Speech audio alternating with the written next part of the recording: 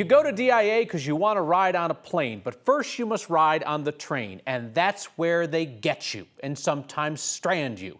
When the trains don't run on time, when they're busted all day, like today, your host, DIA, is exposed for not coming up with a backup plan that works. Here's Mark Salinger. Whoever said it's about the journey, not the destination, probably hasn't flown out of DIA. We are suggesting that passengers arrive a little earlier than they normally would. The trek just to get to the gate today was a journey, with the trains not working properly in an airport with no real alternative to move people between concourses. The wait piled up. Due to a technical issue, our trains are running at a limited capacity. Engineers and maintenance crews are evaluating what that issue is and how to resolve it as quickly as they can. Technical issues is what Courtney Law with the airport called it. They wouldn't say anything more. A short answer about the very long lines. A technical issue preventing the trains from running at full capacity. Over an hour now. Back in August of 2021, one of the trains damaged the tracks because of a flat tire. Again, people waited for hours. Clearly we weren't going to make it, even though we got to the airport about 2 hours before, which is pretty standard. The airport points out the train works 99.83% of the time. Then there are days like today. These issues do come up and they are a major inconvenience when they do. DIA put people on buses to get them around the slow-moving trains. But even that isn't a long-term solution. The airport is considering bids from engineering companies to create alternatives to get to the gates. Things like really long bridges. They're also getting new trains this year. Right now we're expecting this issue to last or to persist probably throughout the day, but crews are working as quickly as they can to resolve it. When DIA opened back in 1995, it was designed to serve 50 million passengers a year. In the next 5 years, they expect to hit 100 million passengers traveling through DIA every year. When you think about the buses that were used today as an alternative, they simply can't keep up with all those people that are flying to get to their gates. Kyle, it doesn't necessarily work. Yeah, how did buses work today? So the DIA CEO, Phil Washington, has said in the past that buses are not good alternatives. That's why they're looking for different things. Some of these engineering companies put out bids for large bridges. They also put like gondolas to take you to your gate. Okay. That's not necessarily, any more reliable. We'll see what they choose. And the fear is like DIA has been an open construction project for years, right? Like it's an eyesore, it's a mess to get around because of their great haul terminals. So now we're going to do a new project and then it can be a construction project for another 5 years. The CEO of DIA once described it as, say you're remodeling your house but still living there. It's just that we're all flying through that remodel every day. Yeah. All right, Mark, thank you. The top Republican in the Colorado House avoided getting ousted for a second straight day today when he and his supporters just didn't show up for a no-confidence vote. They caucus blocked his removal. And I'll keep calling this every day until we have a caucus meeting. Lynch's critics, Minority Leader Mike Lynch's critics within his micro caucus, a super minority of 19 people in the House, say that Lynch has got to go for not telling them or the public that he got popped for drunk driving and a weapons charge in 2022. Lynch has refused to step aside, and he's become more defiant in recent days, telling talk show host Dan Caplis last night that he has received peace from Jesus for drunk driving and that the whole thing is a quote-unquote hit job. None other than Colorado Republican Party Chair Dave Williams suddenly showed up at the Capitol for this attempted meeting today, apparently to walk Lynch's critics through how to get rid of him. The right thing to do would be for Mike Lynch to resign his post as minority leader. This is the position of the party and of me personally. Personally, I think he's disqualified himself from serving in public office, but the voters are going to, I believe, handle that. Remember, Lynch isn't just the minority leader, he's also running for Congress to replace Ken Buck. Lynch suggested on talk radio last night that the reason why he was carrying a gun while drunk driving is because the city of Denver is dangerous. We should note, Lynch was 100 miles away from Denver when he was arrested, at a time when the legislature was not even in session.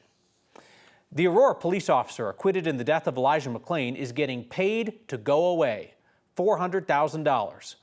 Nathan Woodyard was the first officer to stop Elijah McClain back in August of 2019, grabbed him that night and put him in a carotid hold. In November, a jury acquitted Woodyard of all charges. That made him eligible for $212,000 in back pay from the Aurora Police Department. And Woodyard said he was coming back. He never did. Settlement agreement we got a hold of shows that he resigned after being paid nearly $430,000. That back pay plus some walking away money. Settlement says that he is not allowed to sue the city after leaving. We reached out to his lawyer and didn't hear back.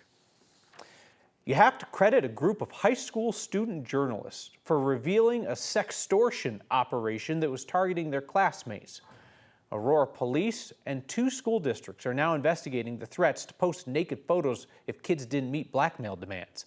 It was the student newspaper at Rangeview High that broke this story, reporting that a social media account was sharing censored images of students and then offering to sell explicit versions of the photos or take them down, depending on who paid. A lot of it was like, keep the victim safe, but everyone needs to know about this. Like, I know some parents might not hear it from their kids, but they might hear it from us. And that's kind of important because even though we're in high school, I feel like your parents should know that there are people who are getting their nudes leaked. Good on the journalists at that student newspaper. Aurora police are now investigating threats against students from 8 different middle and high schools in the Aurora and Cherry Creek districts. And detectives are working with Instagram to figure out who is responsible. Migrants living in a street encampment in North Denver are being swept tomorrow. Again, second time in less than a week. Our Angeline McCall spoke to them as they scrambled to come up with a new plan. Hey, wow, fuerte. Living on the street has its moments. Yeah, nice. Most of the time, they aren't moments Muy mala. that look like this. Mira, pero dale pecho. They're moments of difficulty. Me siento fatal, ¿sabes? Me siento fatal. Juan Carlos has lived in a tent for about 4 months. For about 3.5 weeks, he's been near 51st and Emerson. Pienso que vivir en la calle es duro. Pienso que no es lo que uno se esperaba cuando veías muchos migrantes que venían aquí que sí aparentaban estar bien, pero en sí no es lo que uno se imagina. La realidad cuando uno llega aquí es otra. Last Friday, Parks and Rec swept their original location. He and about 10 other migrants moved from the field 50 feet away to the sidewalk. Y mañana otra vez quieren hacer lo mismo. Tomorrow, they have to be out by the afternoon. Exactamente nos sentimos como, ¿cómo te puedo explicar? Somos como un ping-pong, vamos para acá, para allá, para allá, para acá, para allá, para acá. Y es... Advocates want an explanation for 2 sweeps in less than 1 week. We're scrambling right now to figure out options for the folks here. V. Reeves thinks this camp has been harassed unnecessarily. So as a community, we're just recognizing a need. They're already in the streets. Now hundreds of more are going to be in the streets. Migrants who thought they found a short-term solution will now have to look for another. Yo ni duermo, ni descanso bien porque la mente mía me tiene preocupado el día de mañana. ¿Qué va a pasar? ¿Qué vamos a hacer? We asked Mayor Johnson's team if he is considering designated outdoor spaces for migrants. His spokesperson said they do not plan to move forward with that strategy, adding the city teams are working to help people get indoors and connect families to permanent housing. The city says they are also partnering with the Archdiocese of Denver to provide additional bridge housing for people who don't have a plan for permanent housing yet. Kyle? It's interesting, Angeline, that they would target that specific encampment. It's really small compared to a lot of the encampments that we've seen around the city, and it's tucked away in just this very kind of obscure place in an industrial area of North Denver. Yeah, in fact, someone was asking me where was it, and I was telling them the location, and they couldn't actually find it, right? Like, it's not an easy location to find. There's about 10 migrants there. Before they were on Parks and Rec property in that field, and now they're more in the right-of-way. The city's saying they're in the right-of-way, so they gotta go. But yeah, it's like, why this instead of others, right? In the same exact situation. Yeah, right-of-way and public safety are the 2 reasons that they've said that they will sweep encampments. Angeline, thank you. They're trying to create a secret project to have Ebola cases. America's best-known conspiracy theorist is targeting Denver Health. When is one of Colorado's new wolves too dangerous? The state does not want to make a hard and fast rule about that, and that's frustrating the people who live next to the wolves. One man is responsible for much of what we picture as classic Colorado. A chance to see what he saw in a new way. Next. Former Denver mayoral candidate Kelly Bruff has a new job with a conservative think tank. Bruff will become a policy fellow at the Common Sense Institute, focusing on urban development and infrastructure. She's certainly well connected to developers and real estate interests, both of which made large contributions to her unsuccessful mayoral campaign last year. Bruff is probably best known for the years that she spent leading the Denver Metro Chamber of Commerce, which is one of the most powerful lobbying groups for conservative policy in the state. Right-wing conspiracy theorist Alex Jones's latest target is Denver Health. The man who's been ordered to pay $1 billion in damages for saying that the Sandy Hook school shooting was a hoax is now suggesting that the American government is preparing a secret bioweapons program in Colorado. His conspiracy echoes and builds on claims made by conservatives from our state. They're trying to create a secret project to have Ebola cases and then test on people that have Ebola. And it's a whole secret Ebola testing project in Colorado. That's what it looks like to me. Here's what it looks like in reality. Conspiracy theorist Alex Jones is seizing on a 9 News story about Denver health workers getting an Ebola vaccine, combined with right-wing fears about animal research being done at Colorado State University. So are you expecting an outbreak in Colorado? CSU is building an enclosure to study bats and their diseases, and that has drawn confusion and condemnation from the far right. Fort Collins is not exactly moving down a conservative path in any way, shape, or form. And to go from their transgender ideology to now their bat institution. The Ebola virus, the Marburg virus, the Nipah virus, and the Hendra virus. They are all going to be studied right here in Fort Collins in a bat lab. CSU says that claim by former GOP gubernatorial candidate Heidi Ganahl is not true. Because this breeding facility is designed for just that, breeding and then some experiments. And those experiments will be done at something called Animal Biosafety Level 2, which is not an acceptable biosafety level for Ebola, Nipah, MERS, SARS-CoV. CSU reiterated today that the lab will not handle Ebola and will not be doing gain-of-function research on bat diseases, despite far-right claims to the contrary. Now to part 2 of the conspiracy theory. Ebola has a very high mortality rate, so it's exciting to be a part of this next step in treating this disease. Last November, members of Denver Health's high-risk infection team got the Ebola vaccine on the off chance that someone with that disease travels to Denver. The U.S. government has moved bioweapon labs to Denver and is injecting healthcare staff with live Ebola, and it's shedding and spreading. That's the big takeaway, folks. Insanity. The CDC tells 9 News that the vaccine contains only a portion of the Ebola virus to stimulate an immune response. So it would be impossible, the CDC says, for people who receive the vaccine to shed the full Ebola virus to others and infect them, despite what America's most infamous conspiracy theorist claims. I mean, this doesn't even sound real. It's so crazy. Alex Jones's ranting about Denver Health even got the attention of Colorado's Democratic Governor Jared Polis, who posed a common sense question on social media. Why would first responders getting the Ebola vaccine in Colorado be more of a danger than the first responders getting the same vaccine in a bunch of other states? Colorado Parks and Wildlife is going to take the rest of the year to evaluate their system for introducing wolves here after turning loose 10 of them on the western slope late last year. But state legislators and ranchers say the state's rules are not clear for when wolves become a danger. A rancher in North Park, Don Gilson, says the state's confirmed that 7 of his animals have been killed or injured by wolves since late 2021. This includes wolves that have come down from Wyoming naturally. The state's wolf management plan allows people to request permission to kill a wolf if they experience quote-unquote chronic depredation. Gilson's request to kill a wolf was turned down last month. That has now prompted Democrats in the state legislature this week to ask CPW to clear up what exactly qualifies as chronic depredation. CPW's wolf management plan says they leave that term intentionally vague so that they'll consider requests to kill wolves on a case-by-case basis. Snowy night last night up in the mountains. Kathy Sabins here with a look ahead. Kyle, the weather has just been splendid for January along the Front Range. We've enjoyed a mix of clouds and sunshine and temperatures above average in the mid-50s, a trend that will continue right into the weekend.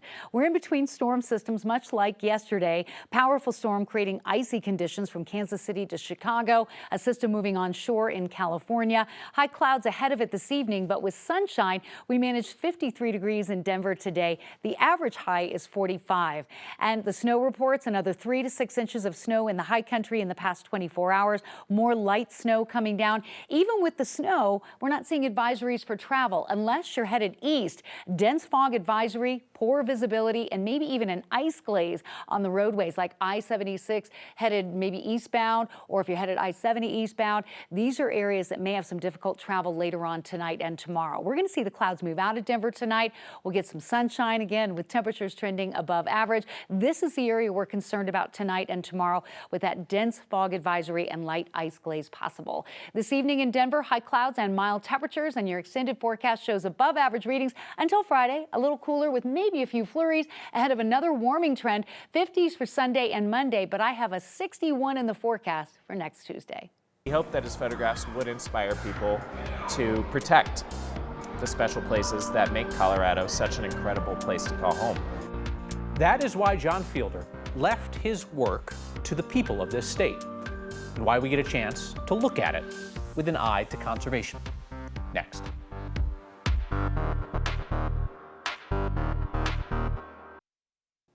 A heads up, the Associated Press and NBC News are both projecting that Donald Trump has won the New Hampshire primary tonight over Nikki Haley. No surprise there. Turn our attention back to Colorado. John Fielder spent much of his life photographing this state, saying that he hoped that his journeys would help people appreciate what we have, what we could lose. He left his life's work to History Colorado, which is displaying those photos for the next 5 years. The first exhibit, examining water. We close our eyes and we picture Colorado, and it's usually some version of a photograph that John made. So we're going to look up the photos that are going to be part of Flow, John Fielder on the River. It is going to be the inaugural exhibit of the John Fielder Mezzanine Gallery here at the History Colorado Center. What people are going to see here are photos that John took on the river. A river's eye view in the Gunnison Canyon, specifically the three main tributaries of the Colorado River, the Dolores, the Gunnison, and the Yampa. That big wall over there, it's this beautiful sunlit space. We wanted them to feel like windows that people could just reach out into the Yampa or the Dolores. John was an incredible advocate for the natural environment. He said, "It would be a shame and a tragedy if one day the only way we can enjoy our state's unmatched beauty is through one of my photographs." Someone snatches a camera from John and you can see him relaxing on the shores of the Gunnison. We thought this was the right first step out in the John Fielder Gallery to explore that through his work. And we want to make sure that he would be proud, and I think he would be. I hope he would be. John was so passionate about using his photographs to inspire people to protect the beautiful spaces in our state. That Flow exhibit opens Thursday, and it'll be around for the next year. Your feedback tonight includes a genius idea to fix DIA's train trouble. Next. Next viewer Jeff Moore has his thinking cap on tonight. Jeff writes, since the airport trains no longer work and the concourses are so far apart, maybe DIA should consider short shuttle flights from the terminal to the concourses. They'd be super short flights and probably just as reliable as trains. I love you people. I would miss this so much if we couldn't do this every night. We'll see you next time.